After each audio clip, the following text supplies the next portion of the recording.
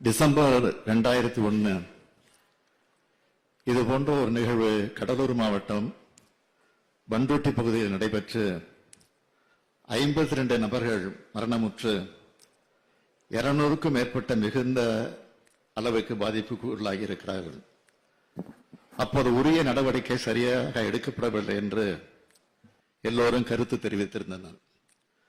நம்முடைய பாமக கட்சி தலைவர் திரு ஜி.கே. மணி அவர்களும் நம்முடைய திரு வேல்முருகன் அவர்களும் அவையிலே இது குறித்து மார்ச் 2002 உரையாற்றியிருக்கிறார்கள்.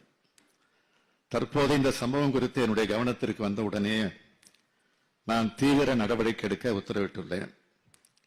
அது குறித்து நான் அனைத்து உறுப்பினர்களும் பேசிய பின்னர் விரிவாக பதில் வழங்குகிறேன். அப்போது சரிவர நடவடிக்கை எடுக்கப்படவில்லை.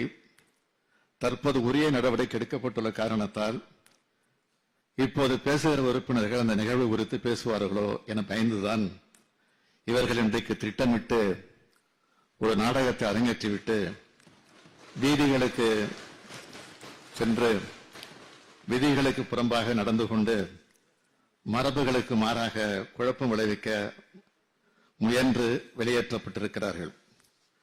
ஜனநாயக முறையில் இந்த மாமன்றம் நடைபெற வேண்டும் என்பதில் தலைவர் கலைஞர் அவர்களும் நானும் அசையாத கொள்கை உறுதி கொண்டவர்கள்.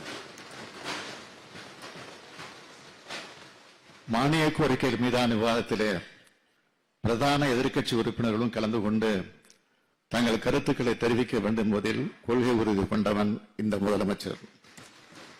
தாங்களும் பல கோரிக்கைகள் வைத்து மாண்புமிகு பேரவை முன்னவர் அவர்களும் பேசுவதற்கு வாய்ப்பு தரலாம் என பரிந்துரை செய்தும் முதலமைச்சராக அமைச்சர்களாக இருந்தவர்கள் இங்கே நடந்து கொண்ட முறை தவிர்த்திருக்கப்பட வேண்டியதுதான்.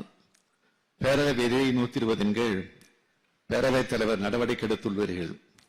அதில் நான் கருத்து சொல்ல விரும்பவில்லை. எனினும் என்னுடைய வேண்டுகோளாக ஒன்றை சொல்ல விரும்புகிறேன்.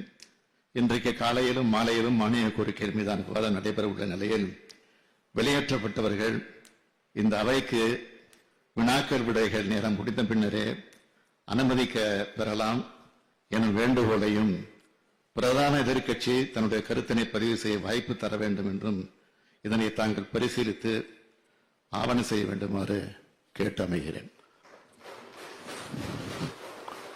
உடனுக்குடன் செய்திகளை தெரிந்து கொள்ள சன் நியூஸ் பெல் ஐகானை கிளிக் பண்ணுங்க.